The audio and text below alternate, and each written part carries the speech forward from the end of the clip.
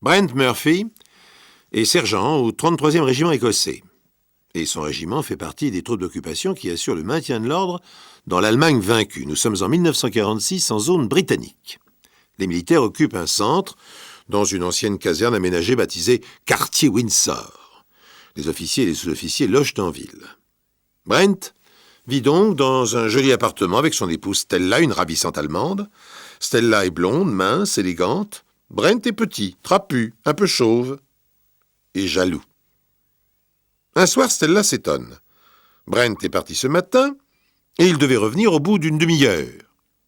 Il y a déjà 3 heures de cela. Alors Stella appelle les autorités britanniques. « Ben oui, je suis inquiète. Brent devait être ici depuis longtemps. Il est sorti vers 17 heures. Il devait rentrer dans la demi-heure suivante. Enfin, c'est certain, vous savez que Brent fume comme un pompier. Hein. Il allume chaque cigarette sur le mégot de l'autre. Et bien, quand il est parti, il ne lui a resté que 3 des cigarettes. Et il m'a demandé d'aller à la caserne pour en reprendre quelques cartouches. Mais nous ne l'avons pas vu. J'ai vérifié auprès des différents postes de garde. Êtes-vous certaine qu'il ne s'est pas arrêté chez un ami? Ben, j'en suis pratiquement certaine. Il ne reste qu'Harold Morgan. Il n'était pas chez lui, mais je vais essayer de le joindre. Après divers essais infructueux, Stella finit par avoir Harold, le meilleur ami de Brent, et sous-officier comme lui, au bout du fil. Je suis folle d'inquiétude. Aucune nouvelle de Brent. Tu ne sais pas où il est. Mais pas la moindre idée. Je l'ai accompagné en voiture jusqu'à la caserne. Là, il est monté dans le camion d'un mec et ils sont partis. Il ne t'a rien dit à ce sujet? Non. Tout ce que je sais, c'est qu'il a vendu notre voiture ce matin, et quand il est parti, il avait l'air furibard. Mais tu le connais, ça lui arrive pratiquement tous les jours, même contre toi. Contre moi? Et pourquoi donc? Oh, ne fais pas l'innocent. Tu sais bien qu'il te soupçonne de me faire la cour. Ben, c'est vrai que s'il n'existait pas. Mais enfin, de toute manière, tu ne voudrais pas de moi avec mon bras raide et ma colonne démantibulée. Oh, c'est pas le moment de parler de ça. Hein. Je suis folle d'inquiétude. As-tu demandé à Kenneth s'il a vu Brent? Kenneth Morgan, le demi-frère d'Harold, militaire dans le même régiment, n'a rien vu, rien entendu. La dernière fois que j'ai vu Brent, c'était hier, au mess. Il était encore parti dans une de ses tirades favorites. Ma femme me trompe, mais je sais qui c'est. De toute manière, je suis décidé, peu importe les conséquences. Dès que j'en aurai la preuve, hop, je me supprime. Adieu à cette chienne de vie. Seulement, je partirai pas seul, c'est moi qui vous le dis. Les heures passent, aucune nouvelle, ni à la caserne britannique, ni en ville, aucune déclaration d'accident ni de suicide. La police allemande coopère aux recherches, bien sûr, mais en vain. Stella, qui se ronge les sangs à attendre chez elle, appelle à nouveau Harold Morgan. Essaie de le trouver. Il est peut-être quelque part dans la caserne en train de boire de la bière ou de jouer aux cartes. Bon, je vais faire une ronde avec Thompson, le sous-officier de garde. Je te préviens si j'ai du nouveau. Le téléphone sonne dans la nuit. Stella décroche dans un demi-sommeil. Mrs. Murphy, ici la caserne Windsor. Pourriez-vous venir aussi vite que possible? Nous avons des nouvelles de votre mari. Que lui est-il arrivé? Est-il vivant? Excusez-moi, je ne suis que le standardiste. Je n'ai aucun détail à part le message qu'on m'a demandé de vous transmettre. Venez le plus vite possible. Stella s'habille à la hâte et fonce à pied vers la caserne anglaise. C'est à 2 pas de chez elle. Dès son arrivée, un sous-officier, l'air grave, la conduit vers le QG des officiers. En entrant, elle aperçoit, étendue sur le billard, une forme recouverte d'un drap. D'un seul coup d'œil, elle reconnaît la silhouette caractéristique et trapue de Brent. Il est mort? Harold Morgan, qui est dans un coin, plus pâle qu'un linge, répond « Nous l'avons retrouvé il y a une demi-heure pendu dans la cage d'escalier qui mène au dortoir de la 3e compagnie. Dans le noir, je me suis flanqué le nez en plein dedans.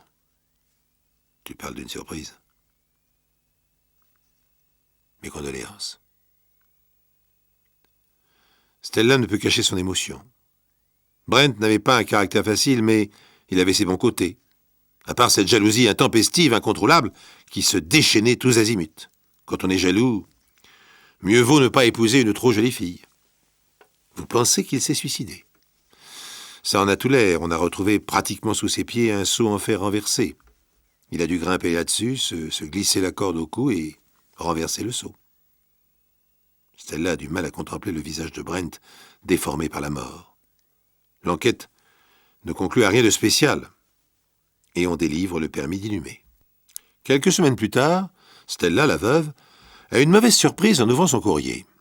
Sur un papier très officiel, en tête orné des armes de sa très gracieuse majesté George VI, on lui apprend que son époux, le sergent Brent Murphy, s'étant suicidé, ceci est considéré comme une action infamante.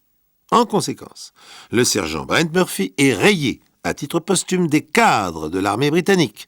Sa veuve, Stella Murphy, née Sontag, n'a en conséquence plus droit à aucune pension de veuve. Petit à petit, le quartier Windsor oublie la triste destinée de Brent Murphy qui était si petit et si jaloux. Sa veuve quitte la ville et on ne parle plus d'elle, à part les commères, essentiellement d'autres épouses de militaires. De toute manière, elle retombera toujours sur ses pieds, belle fille comme elle est, et pas farouche. Il paraît que Murphy l'a rencontrée dans un bastringue. Elle aurait été chanteuse ou hôtesse, enfin je sais plus trop. Et quand on dit hôtesse dans un bar à soldats, on sait ce que ça veut dire. Les copains de Brent se dispersent au gré des mutations. Certains restent en Allemagne, d'autres rejoignent différents points du Commonwealth ou de la mère patrie. Quelques années plus tard, en 1954, la police allemande reçoit une lettre anonyme qui reparle de Brent. Si la police faisait son métier, elle arrêterait l'assassin de Brent Murphy. Celui-ci ne s'est jamais suicidé. D'ailleurs, sa femme Stella vit à présent en Angleterre avec l'assassin de son mari, qui était soi-disant son meilleur ami, Harold Morgan. Voici leur adresse, 75 B, Courtland Road, Shackwood, Kent. C'est trop précis pour qu'on n'essaie pas de vérifier un peu ce qu'il en est. Scotland Yard, prévenu, lance ses limiers sur cette trace, mais à l'adresse indiquée, la propriétaire de la pension fait savoir que Stella Murphy a quitté les lieux depuis plusieurs années. On cherche davantage, et on découvre qu'elle vit à présent à Bournemouth. Elle a une bonne raison pour ça. Près de Bournemouth, l'armée britannique a depuis quelques années établi un quartier militaire, la caserne Wesley. Parmi les sous-officiers qui œuvrent au salut de l'Empire britannique, on compte Harold Morgan. D'ailleurs, depuis 1948, Stella ex-Murphy est devenue très officiellement Stella Morgan. Mais après tout, rien de tout cela n'est très inquiétant. Combien de veuves ont épousé le meilleur ami de leur cher disparu?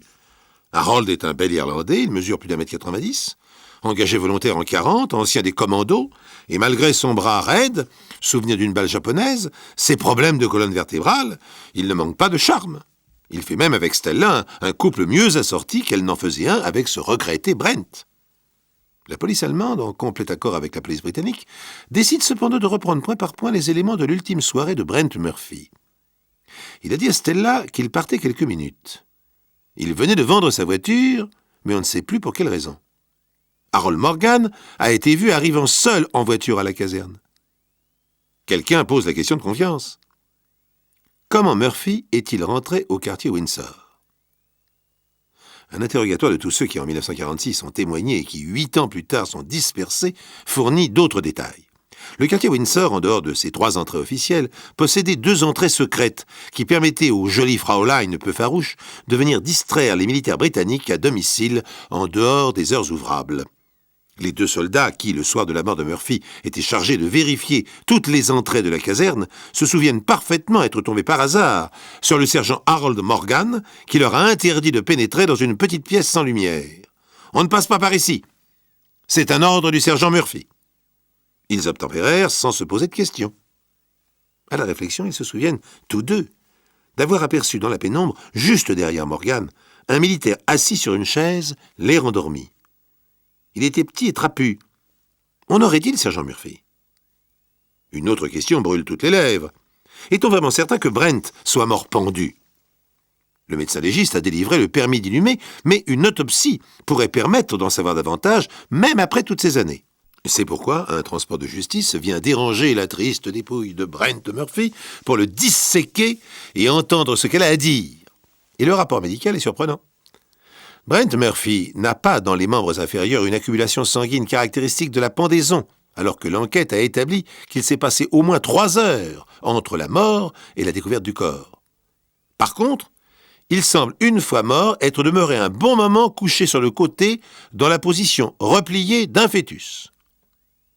Plus de doute, Brent Murphy a été pendu après sa mort. Tout ça ne sent pas très bon pour Morgan, le meilleur ami du disparu, le dernier à l'avoir vu vivant. Un autre chapitre du rapport d'autopsie fournit une précision passionnante. Si Murphy n'est pas mort pendu, comment est-il mort? Un coup de manchette donné sur la pomme d'Adam, une spécialité qu'on enseigne dans les commandos. Et commando, c'est un mot qui figure en bonne place dans le curriculum vitae de Morgan. En admettant même qu'Harold Morgan ait tué Murphy, comment aurait-il pu, seul, avec son bras raide et sa colonne vertébrale en piteux état, le transporter et le pendre dans la cage d'escalier? L'enquête a démontré qu'il n'a eu que 10 minutes à peine pour le faire. Conclusion, Harold a eu un complice. Ou une complice. La logique commande d'interroger Kenneth, le demi-frère de Harold. Et c'est lui qui avoue tout. J'ai rencontré Harold qui m'a dit « Je viens de tuer Brent. C'est un accident, mais j'ai besoin que tu m'aides à maquiller ça. » Un service que Kenneth ne peut manquer de rendre à son demi-frère. C'est lui qui est allé jusqu'à la voiture de Harold. À l'intérieur, Brent Murphy était écroulé. Les deux hommes ont apporté le corps à l'intérieur de la caserne en passant par l'une des deux entrées secrètes. Puis, ils l'ont assis dans un réduit sombre. Et que s'est-il donc passé dans la voiture de Harold? C'est lui qui fournit la réponse. Ce soir-là, j'ai pris Brent dans ma voiture. Mais nous avions à peine démarré qu'il a commencé à faire une scène de jalousie. « Je sais que tu es l'amant de Stella. C'est normal. Elle est trop belle pour moi. Mais je ne suis pas décidé à le supporter. Je vais te tuer. Et puis j'irai la flinguer. Ensuite, je me suiciderai. » Harold précise, il était comme fou furieux. « Mais je n'ai jamais été l'amant de Stella. » Nous avons arrêté la voiture pour discuter calmement, mais là encore, il a sorti un revolver et me l'a braqué sur le front, juste entre les deux yeux. Il hurlait. Et j'ai pensé qu'il allait tirer. Alors j'ai eu un réflexe. Et ma main droite est partie directement sur sa pomme d'Adam. Il est mort sur le coup. Les autorités britanniques, après un assez long procès, condamneront Harold Morgan à la peine capitale. Mais les choses ne sont pas si simples. En effet, le meurtre de Brent Murphy a eu lieu sur le territoire allemand. Et l'Allemagne, depuis la fin de la guerre, a aboli la peine de mort. Cela déclenche des conférences entre juristes allemands et britanniques pour savoir ce qu'on peut faire du meurtrier.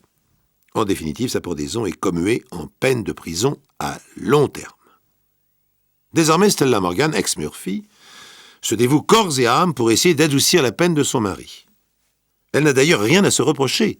Sa conduite a été irréprochable du vivant de Brent, et c'est seulement après la mort de celui-ci, ignorant tout des vraies circonstances du drame, qu'elle a consenti à épouser Harold. Pour elle, comme pour les avocats du Grand Irlandais, celui-ci a agi avec brutalité et efficacité dans un mouvement de légitime défense. S'il avait hésité, c'est sans doute lui qui se serait retrouvé mort. Tout ce qu'on peut lui reprocher, c'est d'avoir essayé de maquiller ce regrettable incident en suicide et d'avoir persisté dans ses faux témoignages tout au long de l'enquête.